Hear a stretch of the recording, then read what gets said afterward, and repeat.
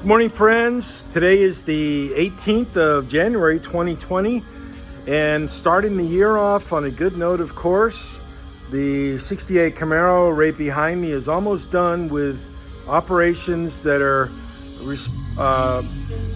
my lane of responsibility, and of course the owner's ability to pay his checking account book. This is expensive work. I tell everybody, I tell you all on day one, and I want people's wives to be there. This is expensive. I'm not going to cut it in corners. I don't know how much this will cost.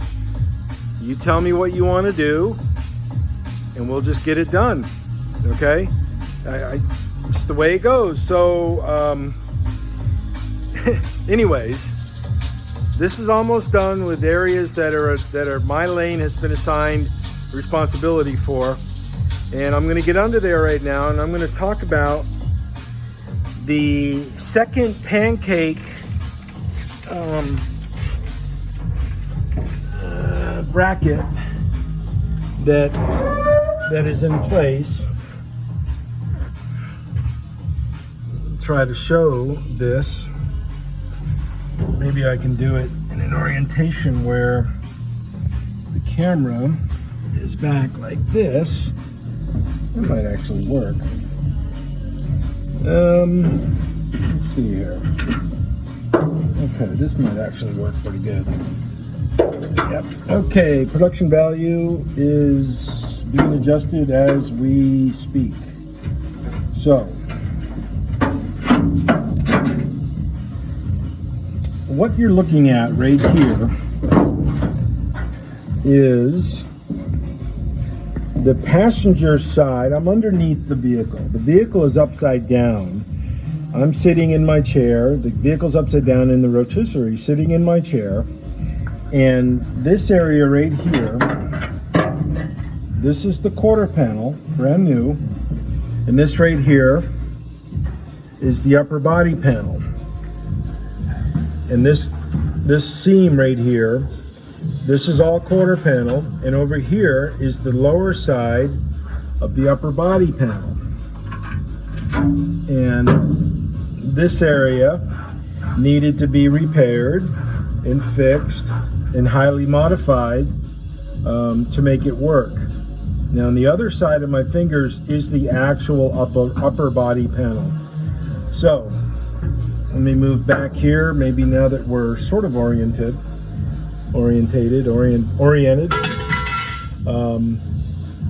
This right here by my thumb is the support strut coming off the wheelhouse, which is right here.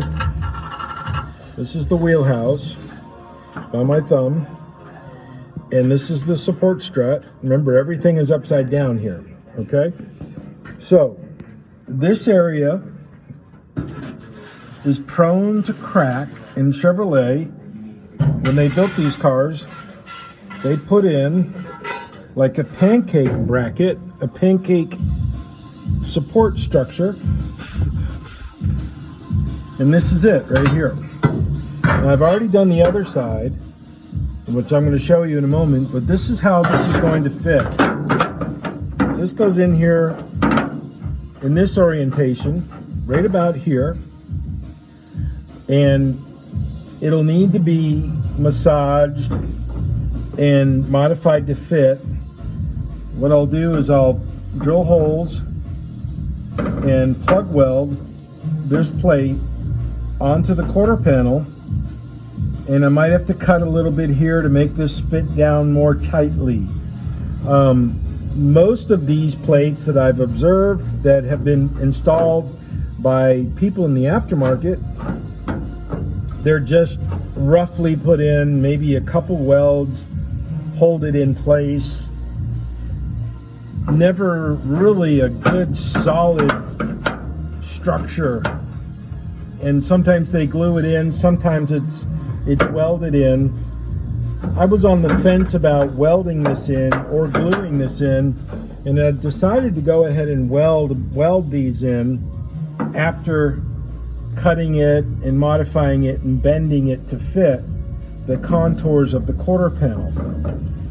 Now, what I'll do is I'm going to show you on the other side just how it looks when it's done. And I'm going to try to do this in a very tight space. I'm not sure if I'll be successful in this. Okay, right there in the center of the screen, that is the other side, which I installed yesterday. Used weld-through primer, sprayed primer on the quarter, and primer on the underside of that pancake bracket. I made 3 cuts in that piece to bend it and shape it to fit the underside of the vehicle. And then I put it in place, clamped it in with about 6 clamps, and then proceeded to weld it.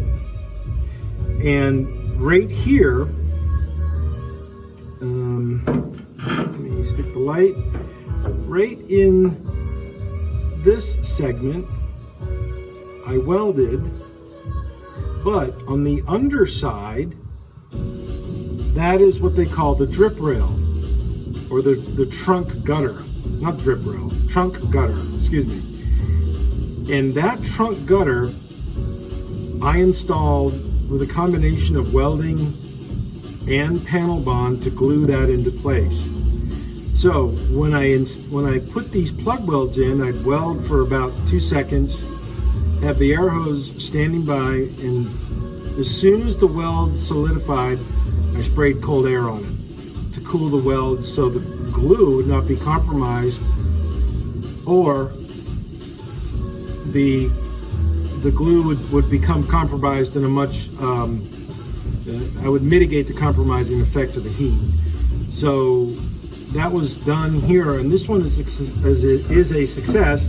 It is installed, ready to go, and I sprayed some gray spray paint on top of it. I was going to do black, but I wanted the owner to see the contrast, and plus I was almost out of a gray can of paint, so I decided to just use that.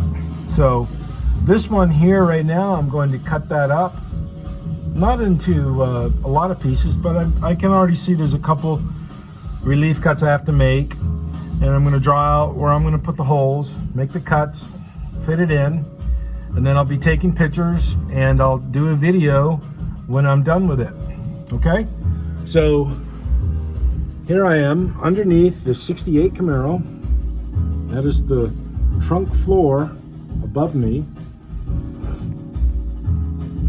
And if you remember from day one, this floor was scabbed in and the welds were very badly done. And this right here was, let me see here. This right here is the new panel and the original trunk floor, but this weld junction was very bad. It wasn't done very well. And I believe the photos that I have of this car from many months ago will show this area, and I want you to see this area now in the condition that it is in. And this is all an undercoating that we sprayed on here. I can't remember the name of it. I think it was a U-Paul, or no, excuse me, it wasn't U-Paul. It was a brand. It was a undercoating from the brand called Smart. Smart is the house brand for not Gladwin Paint, but Finish Masters. Finish Masters has a house brand called Smart, which this is a product from Smart. And that's this whole underside, or the inside, is coated in that black stuff. And of course the outside of the vehicle, which if I can stick my phone through there, yeah, not quite, won't quite go through. But up in here, that is the bottom of the car, where my finger is. Remember everything, I'm upside down.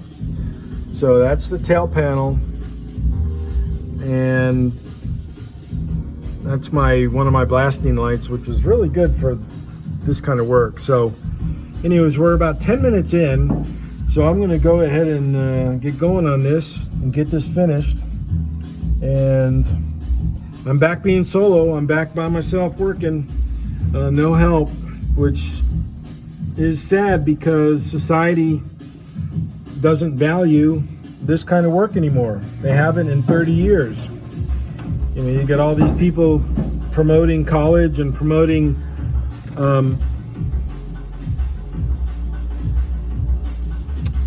book smart, and they don't have any common sense knowledge, which is really sad because I've had people come work for me and they're good people and all, but you know, after so much time, they don't even know when to employ a socket, when to employ a wrench, and lefty loosey, righty tighty. It just blew me away. I mean, I was beside myself. So we need a generational change to fix this.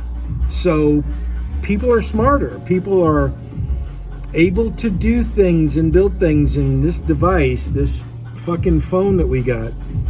They're used as a tool, not as an entertainment device. And I admit, I'm entertained greatly by this miracle device that has everything on it that we could possibly want. So we got to find a way to wean these kids off this shit and get them back building things, taking things apart, being curious, and figuring stuff out, and not afraid to get their knees dirty. So anyways, that's my spiel.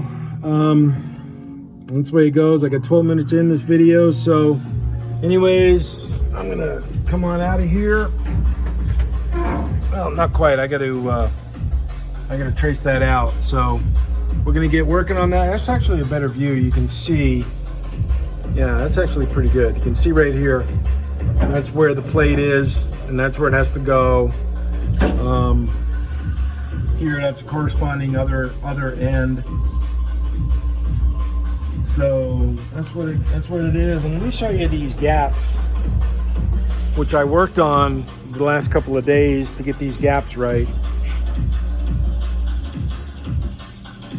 Between the tail panel and the quarter panel, they didn't quite fit exactly correct.